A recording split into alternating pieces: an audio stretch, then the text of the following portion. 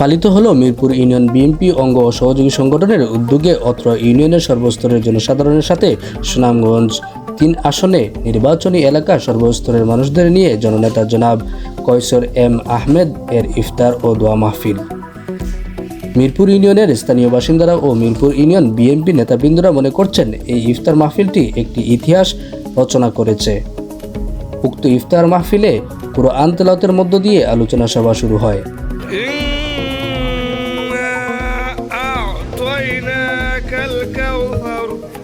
শুরুতেই মিরপুর ইউনিয়ন ছাত্রদল, যুবদল ও বিএনপির নেতাবৃন্দগণ একে একে বক্তব্য প্রদান করেন।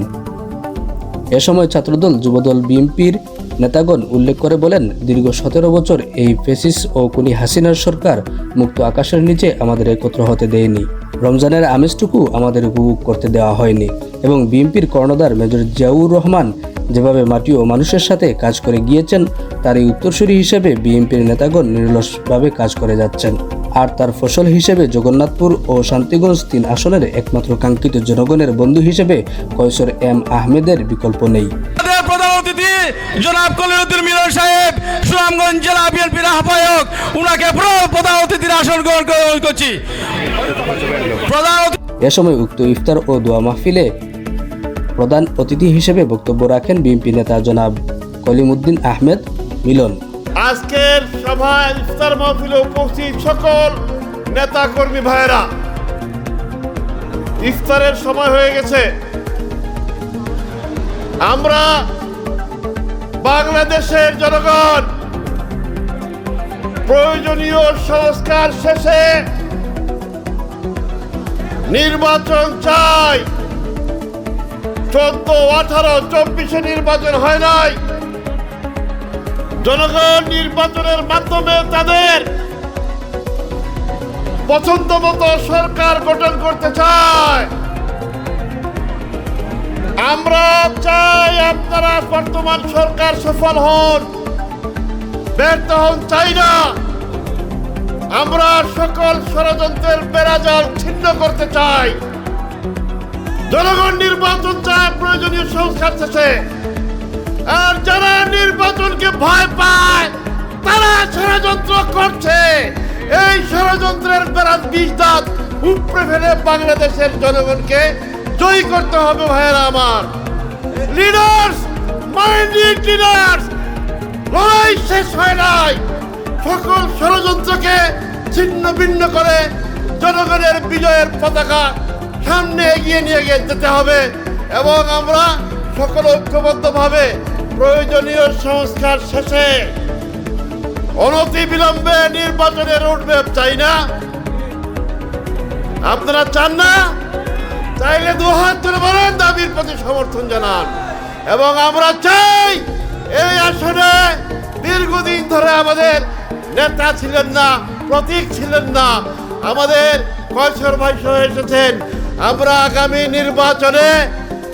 নির্বাচনে জনগণের সকলের ঘরে ঘরে বিজয় অর্জন করে ধানের শীষকে সংসদে পাঠাতে চাই। সবাইকে ধন্যবাদ। হাত তুলে সবাই বলেন, আমরা ঐক্যবদ্ধভাবে এই কাজটি করবো ইনশাআল্লাহ। খোদা হাফেজ। বাংলাদেশ জিন্দাবাদ।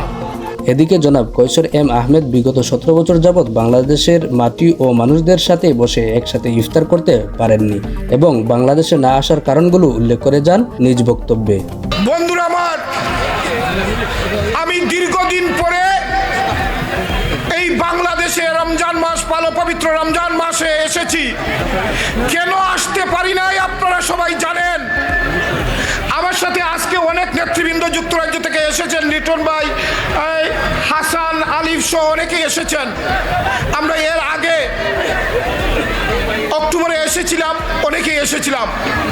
রমজান মাসে আমরা এবার এসেছি দীর্ঘদিন পরে, কারণ ফ্যাসিস্ট মাফিয়া খুনি হাসিনার কারণে আমরা যখন আন্দোলন করেছিলাম লন্ডনে, তাদের কারণে আমরা এই দেশে আসতে পারি নাই। গত শনিবারে লন্ডন বাংলাদেশে আসার পর আজকে শুক্রবার জগন্নাথপুর শান্তিগঞ্জের মানুষ যে সম্মান দেখিয়েছে আমাকে, আমি জীবনেও ভুলবো না। আমি আল্লাহ রাব্বুল আলামিনের কাছে শুকরিয়া আদায় করি। আজকে আপনাদের এই ইফতার মাহফিলে আপনাদের সাথে ইফতার ইফতার করার সুযোগ করে দিয়েছেন আপনারা, এবং আরো 6টি ইফতার শান্তিগঞ্জ এবং জগন্নাথপুরে করেছি। হাজার হাজার নেতাকর্মী নিয়ে ইফতার করেছি। এটা জগন্নাথপুর এবং শান্তিগঞ্জের ইতিহাসে কোনোদিন এত মানুষ হয় নাই।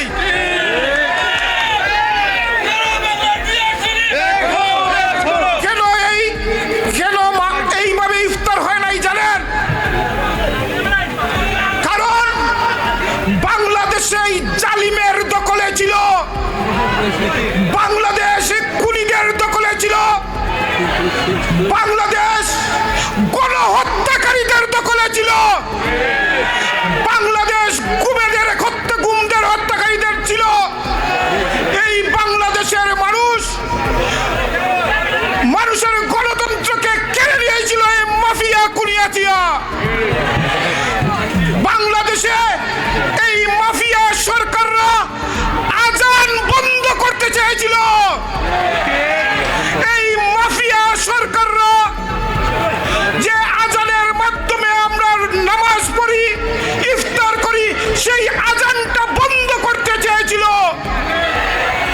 মসজিদে খুতবা দিতে তাদের পারমিশন লাগতো, ওয়াজ মাহফিল করতে তাদের পারমিশন লাগতো, নাহলে বন্ধ করে দিয়েছিল।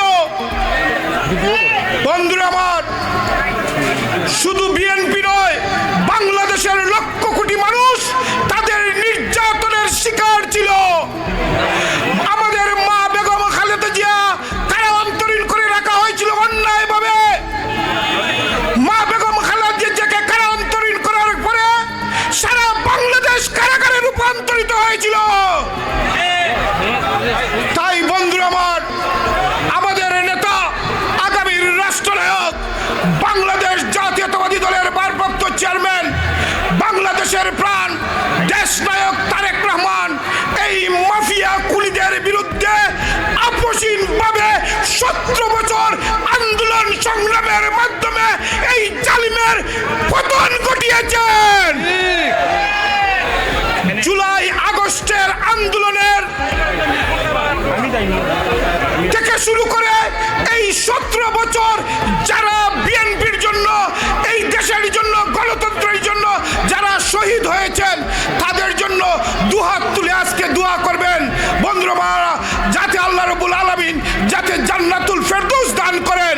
কারণ তারা এই বাংলাদেশের জন্য শহীদ হয়েছে, বাংলাদেশের গণতন্ত্রের জন্য।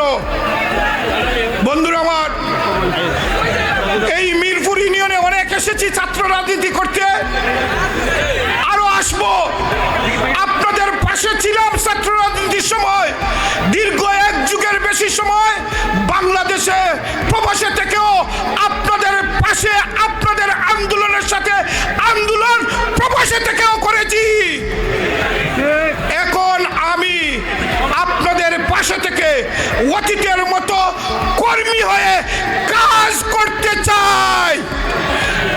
আপনারা যদি আমাকে অতীতে যেভাবে সাহায্য সহযোগিতা করেছেন, হাতে হাত মিলিয়ে, কাঁধে কাঁধ মিলিয়ে কাজ করার সুযোগ দেন, ইনশাআল্লাহ আমি জগন্নাথপুর শান্তিগঞ্জের মানুষের পাশে ছিলাম, থাকবো ইনশাআল্লাহ। এই রমজান মাসে প্রতিজ্ঞা করতেছি। পরবর্তীতে বেগম খালেদা জিয়ার সুস্থতা কামনা করে মুনাজাতের মধ্য দিয়ে ইফতার মাহফিলটি সমাপ্তি হয়। আজকে এই পর্যন্তই। Aliya TV, Mirpur high school stadium মাঠ, মিরপুর বাজার।